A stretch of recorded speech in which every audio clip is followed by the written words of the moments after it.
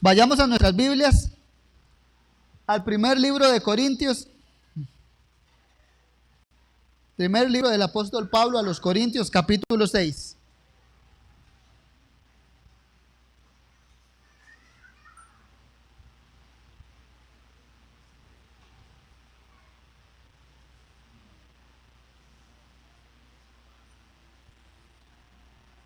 Voy a comenzar con una pregunta. ¿Quién de nosotros ha tenido alguna vez que sea solo un conflicto? Yo muchos. Me imagino que todos podemos andar en las mismas. Como mínimo todos hemos tenido algún conflicto alguna vez. Y de esos, todos esos que hemos tenido algún conflicto, nos hemos sentido mal posiblemente, nos hemos sentido ofendidos. Alguien ha hecho algo que a mí no me parece, ya veámoslo así, alguien ha hecho algo que a mí yo no le parece y eso nos molesta. Y ya con eso posiblemente se nos viene el pensamiento de esto no se va a quedar así, o me van a oír, porque es casi natural, ya nos defendemos. Todos velamos porque nuestros intereses salgan, digamos, se defiende, ya que mi interés, lo que yo quiero, salga a relucir sobre los demás. Y en particular, cuando hay conflictos, está ese de, no, me van a oír, yo tengo la razón, fulano tal me lastimó, y no, así no se va a quedar la cosa.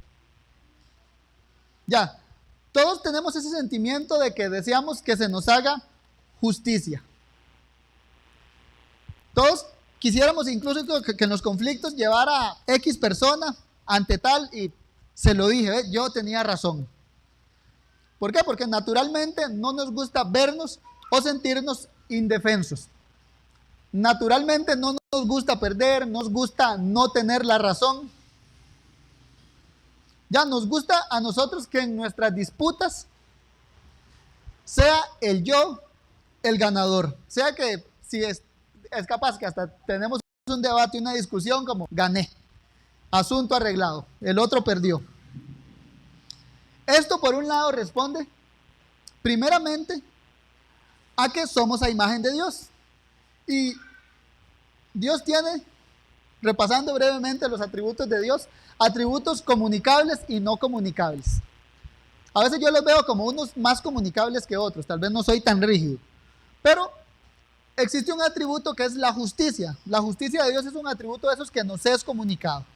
Y por ende todos tenemos ese deseo de que se haga justicia, de que se nos haga justicia. Ahora, nuestro problema es que por la entrada del pecado al mundo, nuestro sentido de justicia está distorsionado. ¿Por qué? Porque no vela por la norma de justicia que, como hemos visto, es la ley de Dios, sino que por lo general nuestro sentido de justicia está velando porque nuestro yo, que somos nuestro Dios mismo, salga triunfador, vámonos así, ante cualquier disputa. Y al final lo que aparenta ser un anhelo de justicia en nosotros, posiblemente también vaya a ser el reflejo de un anhelo de me quiero vengar, o un anhelo sencillo de que yo gané, mi yo salió victorioso. Esa actitud es la que el yo defiende, ese que no se queda callado ante nadie, ese que hace valer sus derechos, veámoslo así. Es una de las cosas que más son apreciadas por los hombres. O como acabamos de ver el mundo, es una de las cosas que el mundo más elogia. ¿El mundo qué elogia? Aquel que no se queda callado, aquel que hace valer sus derechos. Hasta lo elogian de tal punto de esa persona sí que tiene carácter. No se me olvidan incluso las palabras de Alexander, no, esa persona no es que tiene carácter, es que no lo sabe controlar, que es muy distinto. Pero los elogios del mundo van en eso, a la fortaleza de carácter, veámoslo así, a ese que no se deja ante nadie, que no se queda callado, que se hace escuchar. Ahora, el texto que vamos a meditar el día de hoy es uno, por decirlo así, que nos hace un llamado a la inversa. Leamos entonces la primera carta de Pablo a los Corintios, capítulo 6, verso 7. Dice así: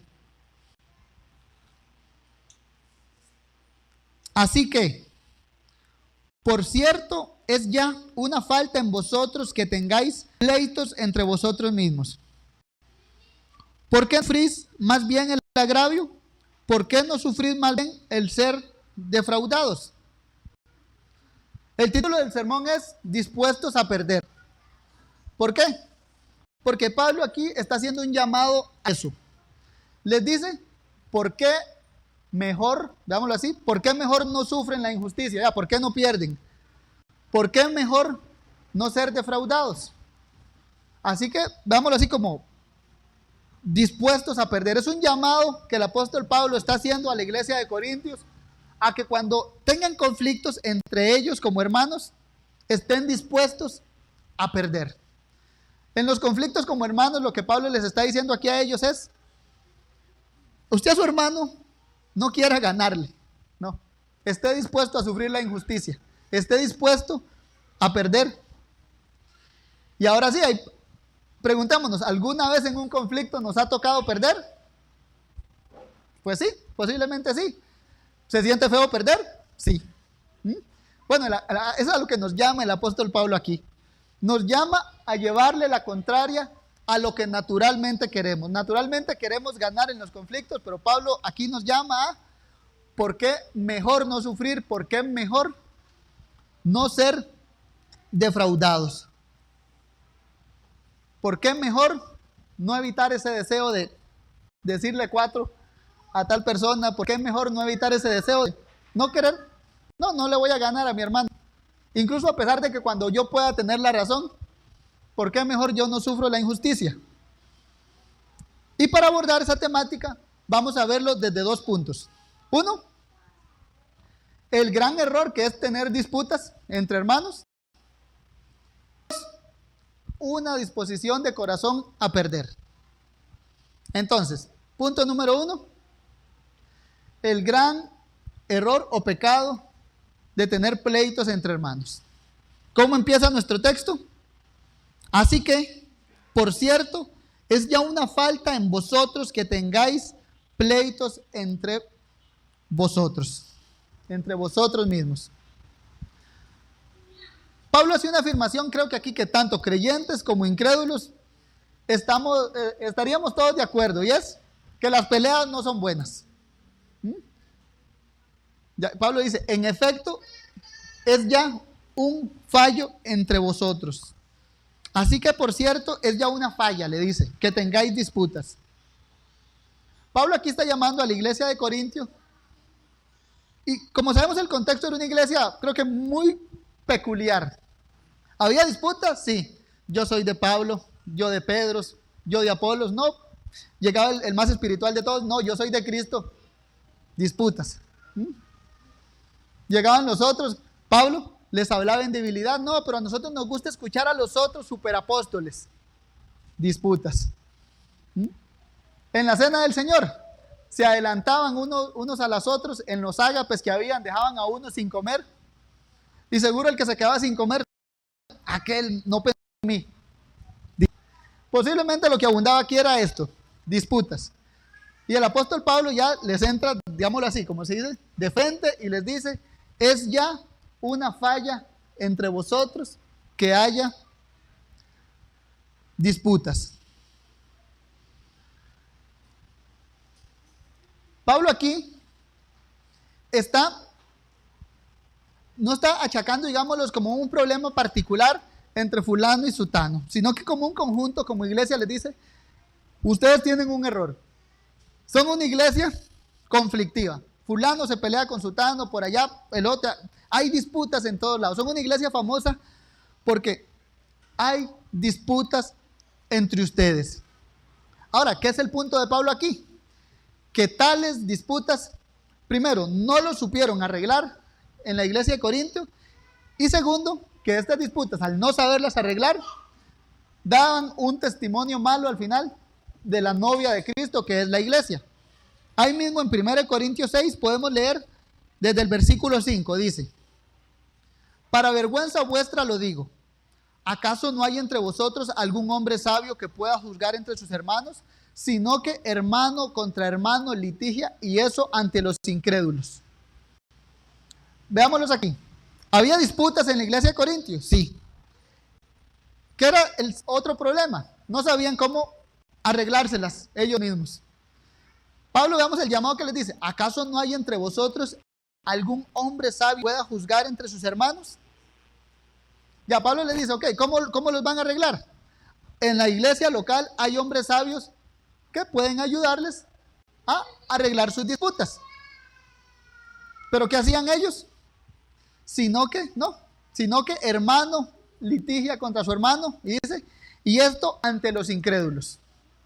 En lugar de ir a buscar hermanos más sabios que ellos, que llevaran más años en el Señor caminando, y para pedirle un consejo cristiano, ¿qué iban? Arreglaban sus asuntos ante los incrédulos. Estos particularmente al punto que era algo legal, ya iban y le ponían una demanda a su hermano. Ya, y por eso, ante los incrédulos. Digamos que los tribunales de Corintios sabían el relajo que pasó esta iglesia. ¿Por qué? Porque habían, me imagino, muchas denuncias. Vino aquel que decía que era de Apolos a ponerle una denuncia porque aquel decía que era de Cristo. ¿Y esto? Se reía seguro el juez, porque llegaban sus litigios ante los incrédulos. Y ahora, ¿qué es el punto aquí, mis hermanos? Pablo les dice que es una simple vergüenza que los cristianos arreglen sus conflictos así. Ahora, hay casos, hago la aclaración, donde es necesario. Suponiendo un hermano aquí asesina a otro. Bueno, hay que llevarlo a los tribunales. Ya, pero vámonos así, normal, un problema normal. Tal fulano no me saludó, me enojé. No, eso no se lleva fuera de la iglesia. Se arregla aquí en casa. Hay hermanos sabios entre nosotros que pueden ayudarnos. Es la idea de Pablo. Ahora, tengamos claro algo, mis hermanos, en esto. La iglesia está conformada por pecadores. Como lo hemos visto, hay pecado remanente en nosotros. Y por ende, en algún punto voy a quedarles mal, ustedes me van a quedar a mí, entre ustedes, a todos. Ya, va a haber disputas. Algo va a pasar donde no le vamos a quedar bien a alguien. Y por ende, ya ahí puede haber algún desacuerdo. Y si ese desacuerdo no se trabaja, va a dar un paso más y se va a terminar en cierto problema, cierto resentimiento. Ahora, eso pasaba en Corintios. ¿Y qué es el punto? Que ellos, en lugar de resolverlo cristianamente, entonces, iban a ayudas externas a la iglesia. Aquí entre nosotros posiblemente no vamos a ir a la corte, pero tratemos de aterrizarlo más a nosotros. Por ejemplo, pasó algo entre X y Y hermano. No me gustó lo que hizo X y Y hermano. ¿Qué hago yo? Voy y busco ayuda ante los incrédulos. Voy y busco ayuda ante mi papá o mi mamá, mi tía, mi vecina incrédula, y le pido consejo para ver qué hago con mi hermano que me hizo quién sabe qué cosa que no me gustó. Ya eso es llevar un conflicto de la iglesia ante los incrédulos. Voy donde mi prima, cuñada. ¿A qué? He tenido problemas en la iglesia con tal. Esposos y esposas también. Tal vez en lugar de ir a ver su disputa que tuvo con su esposo o esposa, ir con el pastor o algún hermano sabio, va con la cuñada de confianza y ¿no entiende? Ahí puede ocurrir cierta cosa que es mejor lidiarla en la iglesia. ¿Por qué? Porque Dios ha dado dones a su iglesia que son para su edificación. Efesios 4 lo dice así, hablando de los pastores y maestros. Dice que han sido dados para la edificación de su pueblo. Así que una forma, vámonos así, creo que es como la más naturalmente que uno puede optar es ayuda para los conflictos entre hermanos. Acuda a sus hermanos sabios, primeramente a sus pastores. Vámonos así, solo el hecho de hacer un simple comentario X o Y de cierta situación en la iglesia ante un incrédulo, eso ya se presta para que ¿qué? Para que tal incrédulo indisponga su corazón contra la iglesia. Y así ya, ese que tal vez hubo un tiempo que venía alegre, alguien lo indispuso, ya no viene, o viene ya ni voy a saludar a esos. De por sí, fulano me contó lo que le hicieron, yo tampoco les hablo. Eso es seamos cuidadosos, hermanos.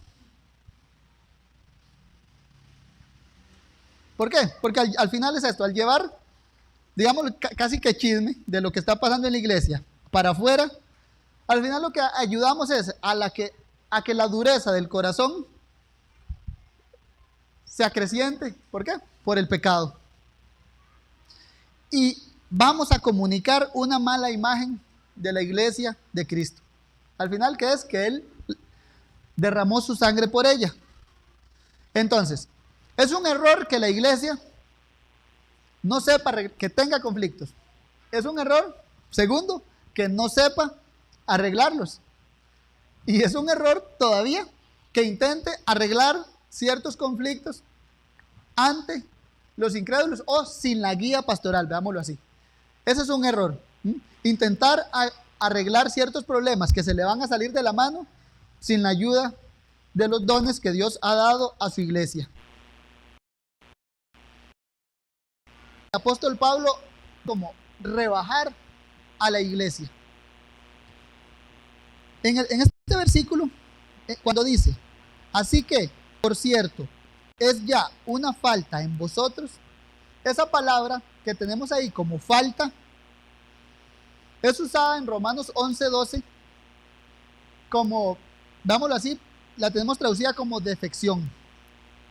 Vayamos ahí. Romanos capítulo 11, verso 12. Para que entendamos. Lo que Pablo dice aquí, que es una falta,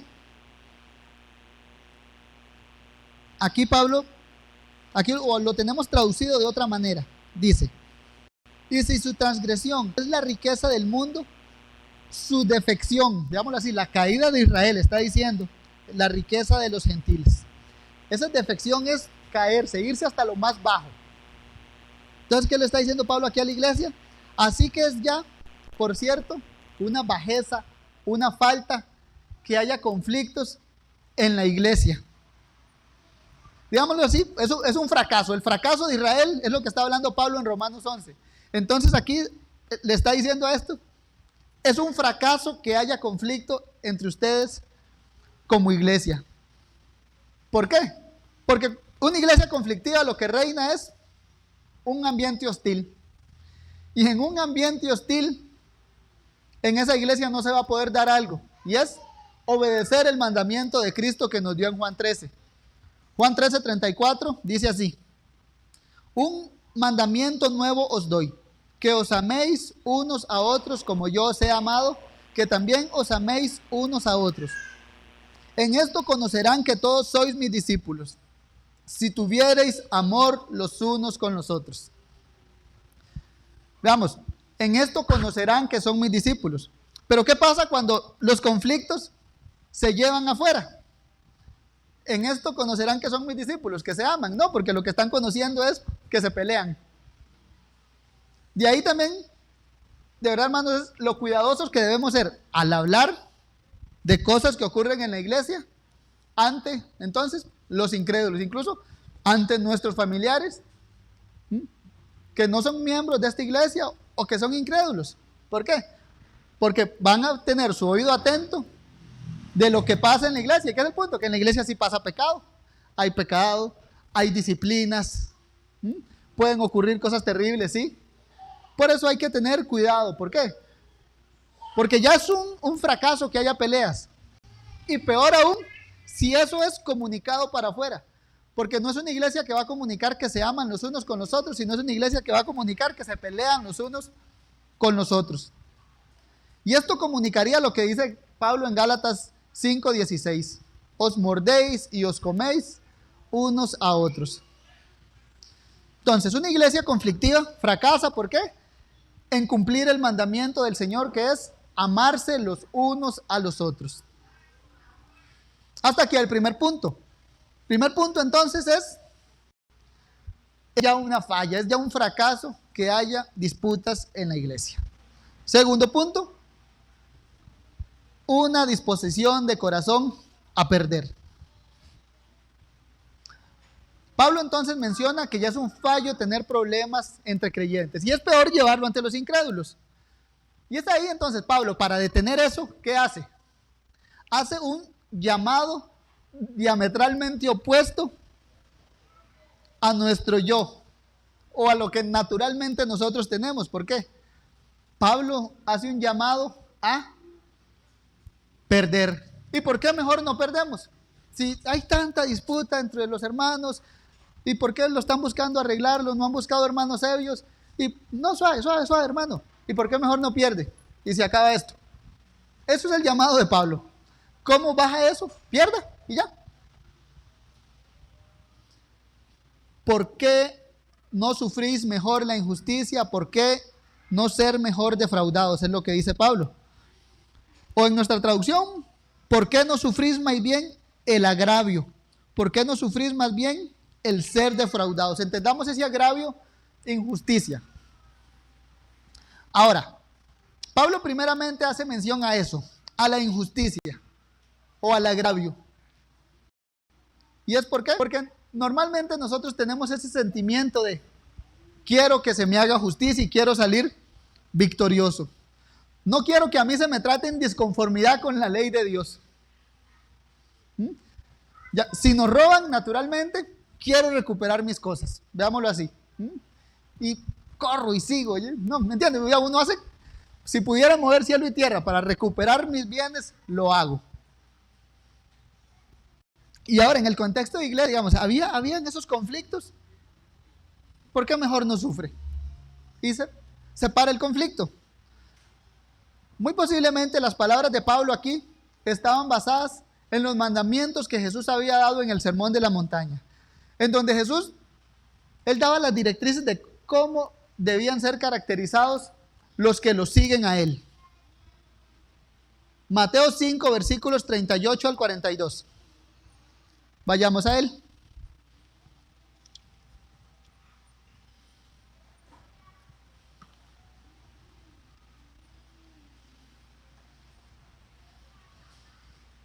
Veamos aquí. Aquí el Señor está dando esa enseñanza moral de cómo debe ser el carácter del creyente. Mateo 5, versículo 38 al 42. Dice: oísteis que fue dicho, ojo por ojo y diente por diente.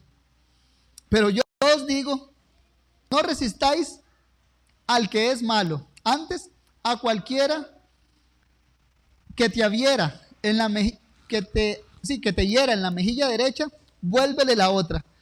Y a cualquiera, y al que cualquiera ponerte a pleito y quitarte la túnica, déjale también la capa. Y a cualquiera que te obligue a llevar carga por 1 milla, ve con él 2. Y al que te pida, dale. Y al que quiera tomar de ti prestado, no lo rehuses. Pablo está colocando aquí los parámetros que Jesús dio como miembros del reino de los cielos, los está colocando aquí en la iglesia de Corintios como un medio para resolver conflictos. Si mi hermano me hiere, póngale la injusticia, póngale la otra mejilla, sufre el agravio. Si mi hermano me quiere quitar la túnica, le doy también la capa. Si mi hermano me quiere usar de montacarga 1 milla, que se abuse de mí y lo acompaño 2 millas. Es esa disposición a perder. ¿Por qué? Porque cuando tenemos esa disposición a perder, al final lo que estamos, mis hermanos, matando es nuestro pecado de que mi yo gane. El pecado de que mi yo debe ser glorificado va a quedar por allá, hundido. Y eso es lo que pasaba aquí en Corintios.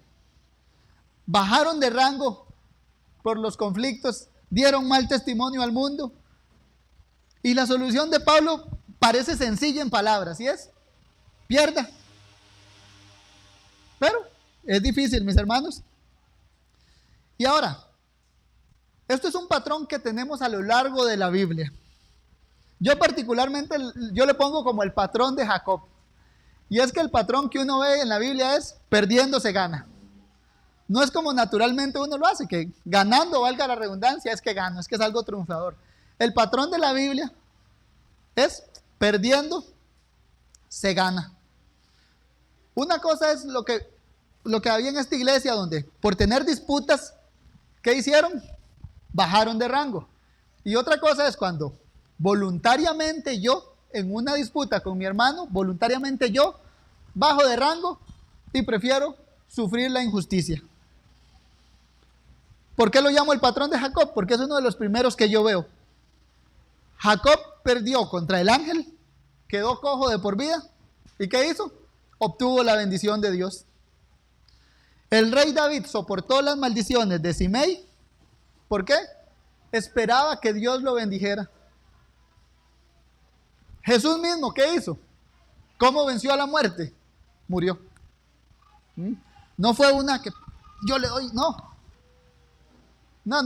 echaba demonios, pero al final la victoria fue, como dijo Pablo, clavándolos a todos sobre la cruz, y los exhibió públicamente. Jesús, muriendo en una cruz, derrotó al diablo y a sus ángeles. Mató a la muerte. Por eso, Pablo aquí les dice, ¿por qué mejor? Ya no lo dice como, quédense queditos y ya, no. Lo califica como mejor. Mejor sufran el agravio, mejor sean defraudados. En lugar de matarse, de comerse unos con otros, de alimentar su corazón, de pensar X o Y cosas contra el hermano, Pablo les dice, ya, paren, mejor, hay algo mejor que es, sufra la injusticia, como Cristo la sufrió. Mejor sea defraudado, Cristo fue defraudado. Ya, eso es como un apelar a padezca a como padeció Jesús. Los apóstoles volvieron gozosos cuando ¿qué? Cuando fueron azotados por causa del nombre de Jesús. Aquí podemos traerlo a nosotros como, bueno, vengamos gozosos cuando prefiramos perder. Jesús prefirió perder. Quien cuando lo maldecían, no pagó con maldición. Prefirió perder. Y es ahí donde tenemos eso. Por un lado tenemos un mandamiento a estar dispuestos a perder. El patrón del reino, Mateo 5, apóstol Pablo aquí, ¿por qué mejor? Ya es mejor perder antes que yo querer tener esas ganas de ganarle el conflicto a mi hermano. Y por otro lado, veámoslo así, tenemos el ejemplo de Jesús. Y esto podemos verlo con una pregunta, mis hermanos. ¿Qué cosa hay mejor que imitar a Jesús? Nada. No podemos poner algo, no es mejor esto. Entonces, si Jesús estuvo dispuesto a perder, ¿qué se espera de los que decimos ser sus seguidores? Se espera que es mejor que soportemos las injusticias. ¿Por qué? Estamos imitando a nuestro Señor. Es mejor que deseemos ser defraudados. ¿Por qué? Estamos imitando a nuestro Señor. Jesús fue defraudado por su amigo. Lo cambió por 30 monedas. Ese que comía en su mesa, que era de sus íntimos, que era el tesorero, en quien Jesús, digamos, confiaba la plata de los 12. Fue defraudado por su amigo. Sufrió injusticias. Ahora, veámoslo así, Jesús no es alguien en términos populares dejadón, ya que lo tenían a monte, como dice uno. No. Cuando uno lo veía, generación de víboras, hipócritas, hablaba con dureza cuando tenía. Por otro lado, era tierno con los pecadores. A uno los acusaba. Sepulcros blanqueados. Ya, era un hombre con autoridad. Pero prefirió perder. No era un cobarde, no, sino era alguien que sin temor a sus enemigos hacía su labor de predicador, de exorcista, de sanador. Pero por causa del reino de Dios, prefirió morir en una cruz y a los ojos del mundo perder. Bájate a ti mismo, sánate a ti mismo. Si eres el que dice bájate de la cruz, estaba soportando la injusticia, soportando el agravio. Y esto, mis hermanos, es algo que la Biblia nos manda a aprender de Jesús. Mateo 11, versículo 19.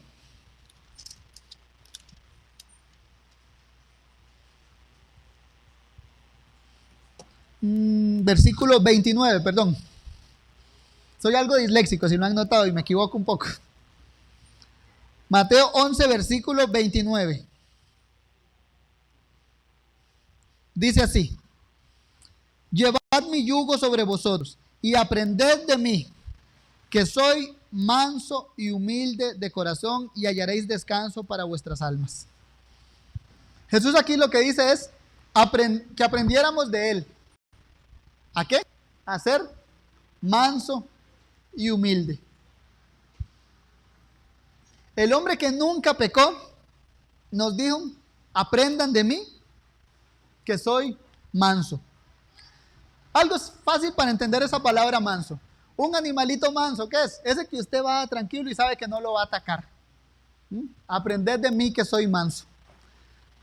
Agustín de Hipona, por allá en el siglo IV, comentando este pasaje, él dijo, se pregunta: ¿qué, Señor? ¿Qué aprendemos de ti? Sabemos que eres la palabra que existía en el principio, y la palabra de Dios cabe en Dios. La palabra de Dios. Sabemos que todas las cosas fueron creadas por ti, las visibles y las invisibles. ¿Qué aprendemos de ti? A mantener suspendido el cielo, a consolidar la tierra, a extender el mar, a difundir el aire, a llenar todos los elementos con los animales adecuados, a ordenar los siglos, a hacer que transcurra el tiempo. ¿Qué aprendemos de ti? ¿Acaso quieres que aprendamos las mismas cosas que hiciste en la tierra? ¿Quieres que aprendamos o quieres enseñarnos entonces a que aprendamos de ti a limpiar leprosos, a expulsar demonios, a cortar la fiebre, a mandar al mar y a las olas? ¿Quieres que aprendamos a resucitar muertos? No. Dice entonces que soy manso y humilde de corazón. ¿Quiere entonces que aprendamos que Él es manso y humilde de corazón? Que aprendamos eso de Él. Avergüénzate ante Dios, orgullo humano. Dice la palabra de Dios. Dice Dios, dice el unigénito, dice el Altísimo: aprended de mí, que soy manso y humilde de corazón. Agustín aquí entendía que lo que naturalmente a nosotros nos hubiera gustado aprender era toda esa lista. ¿Quién no quisiera aprender a echar demonios como Jesús lo hacía? ¿Quién de nosotros no quisiera aprender a sanar enfermedades? Ya naturalmente tenemos el deseo de curar el cáncer. ¿Quién de nosotros no nos gustaría todo eso? Que oráramos por alguien, que reprendiéramos al cáncer y que éste nos obedezca y abandone a las personas. Pero Jesús no nos mandó a aprender eso, sino que dice: aprended de mí, que soy manso y humilde. Pablo mismo ordenó esto a las iglesias cuando les dice: haya pues en vosotros este sentir que hubo también en Cristo. De hecho, lo antecede el versículo 3 de Filipenses 2:3, dice: no hagáis nada por contienda o por vanagloria, antes bien con humildad, estimando cada uno a los demás como superiores a él mismo. No olvidemos el contexto en el que estamos. Disputas en la iglesia local, disputas entre hermanos. Ahora, liguémoslo con esto. No hagáis nada por contienda o por vanagloria, antes bien con humildad, estimando a cada uno a los demás como superiores a él mismo. ¿Por qué voy a sufrir el agravio de mi hermano? Porque lo estimo como superior a mí. ¿Por qué no le voy a responder 4 ya que me dan ganas? Porque lo estimo como superior a mí mismo. ¿Ya? ¿Qué pocos problemas habrían en una iglesia si pudiéramos, ya, de verdad, eso, estimando a cada uno de a los demás como superiores a mí mismo? ¿No nos gusta? No, la verdad no. A nosotros no nos gusta sentirnos inferiores. Nos gusta sentirnos superior. Y en el peor de los casos, ya, si no se pudo, mínimo que estemos iguales. De hecho, el llamado del mundo es eso, si lo notamos, es a la igualdad. Pero el llamado cristiano aquí es, no es a la igualdad. Estime a los demás como superiores a uno mismo. Y ahí preguntémonos, ¿consideramos a los demás a mis hermanos los considero como superiores a mí mismo. Si los considero como superiores a mí mismo, posiblemente voy a hablarles con humildad. Mi tono de voz va a mejorar bastante. ¿Por qué? Me voy a apaciguar. Y de ahí, ¿saben de qué? Voy a tener esa disposición a perder. Es superior a mí mismo. Tal vez se le olvidó saludarme, no voy a pensar mal de él, pero hasta ahí murió. Si sufrí la injusticia, la sufrí. Asunto arreglado. Ya, veámoslo así, ¿tenemos esa disposición a perder? O preguntémonos, ¿tenemos esa disposición a dejar que nos defrauden nuestros hermanos sin guardar resentimiento? ¿Tenemos esa disposición, creo que es aquí, a estimar a los demás como superiores a nosotros mismos? Ya, tengo esa disposición a yo considerarme inferior. Puede chocar nuestro ego. ¿Tenemos la disposición de corazón de imitar a Jesús en esa área? ¿Ah? Estimar a los demás como superiores. Jesús dijo, hablando con sus discípulos, estaban todos en la mesa y el Señor sirviéndoles. Y Él les preguntó, ¿quién es mayor?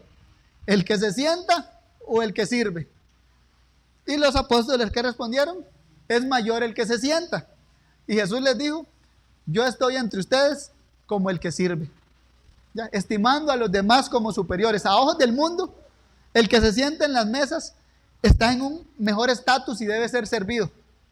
Viene Jesús, el Rey de Reyes y Señor de Señores, bajó voluntariamente de rango y sirvió a los demás como si los demás fueran superiores a Él mismo.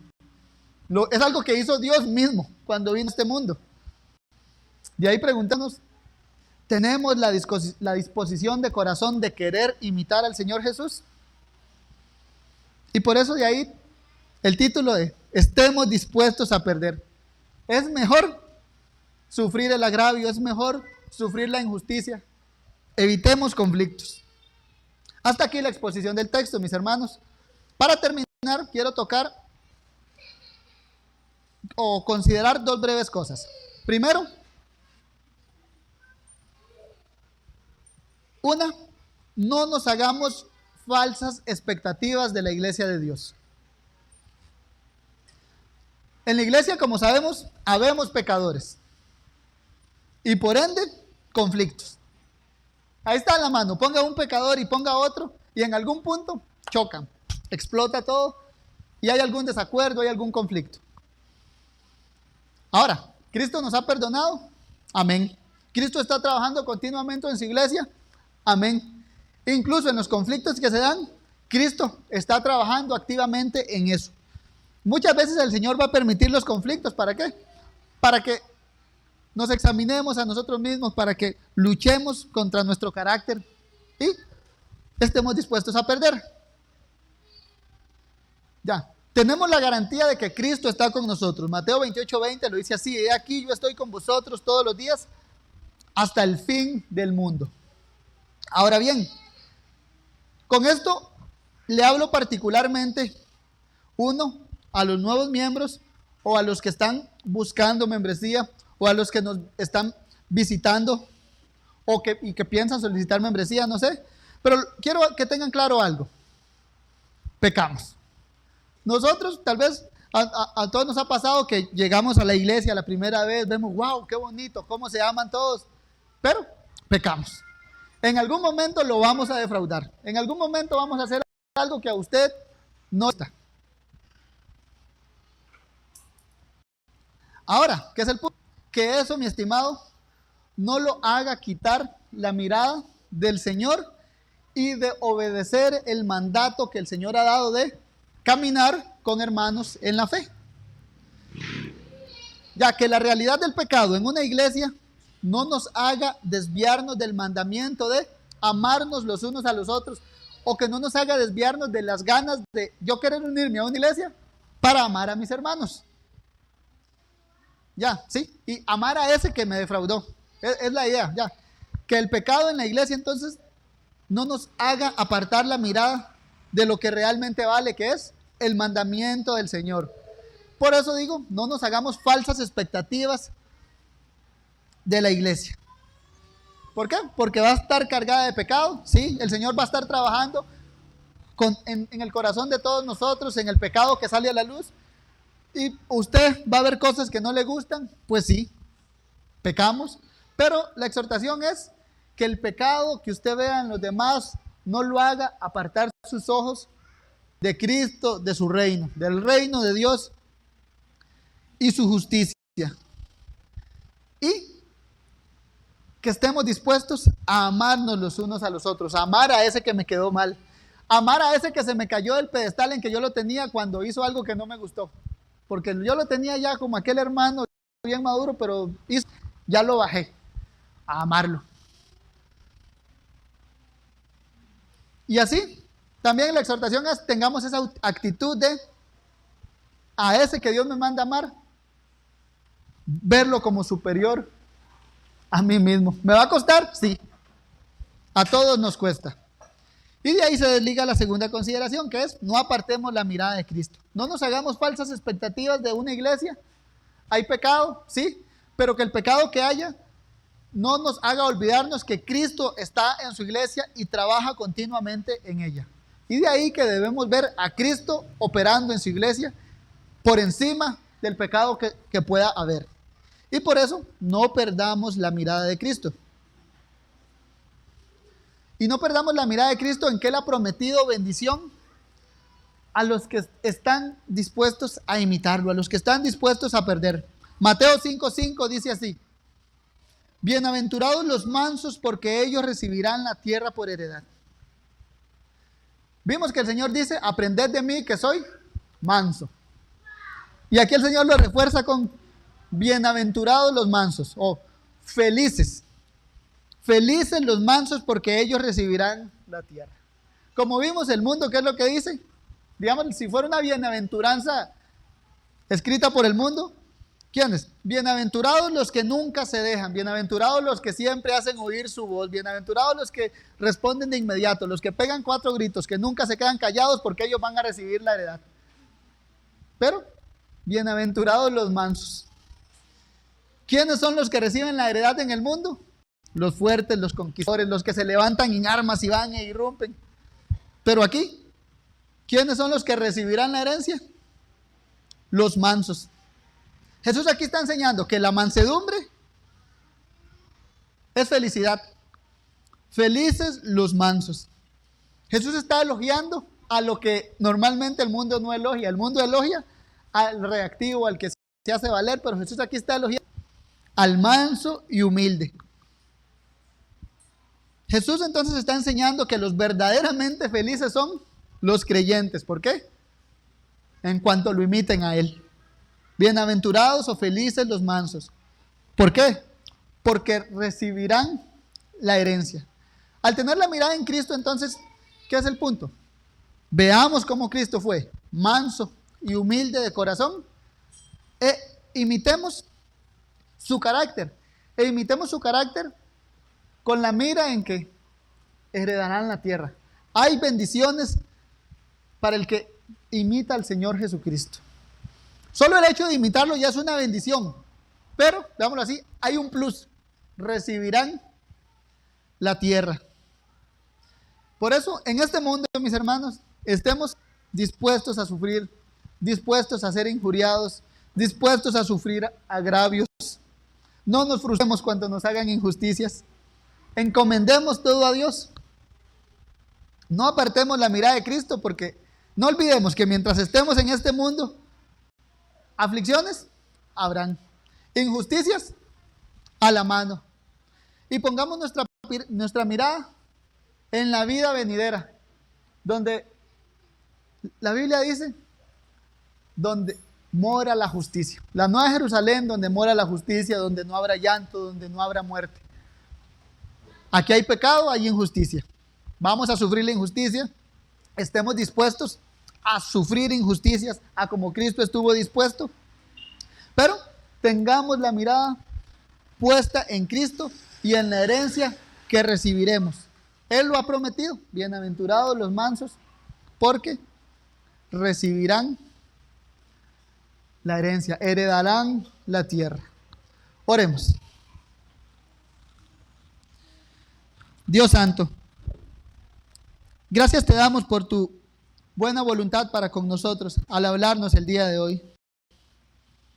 Tenemos que podamos apreciar lo aprendido y que hayas hablado a nuestros corazones para que de verdad querramos de todo corazón imitar a tu Hijo Jesucristo y estar dispuestos no a hacer valer nuestros derechos, sino a sufrir el agravio, Dios bendito, a ser defraudados. Danos un corazón humilde, Señor, en reconocer que nos hace falta mucho. Hay mucho pecado aún en nosotros, pero gracias te damos porque tú usas tu palabra para hablarnos. Transfórmanos según tu poder y según tu misericordia, Dios bendito. En Cristo Jesús te lo pedimos. Amén.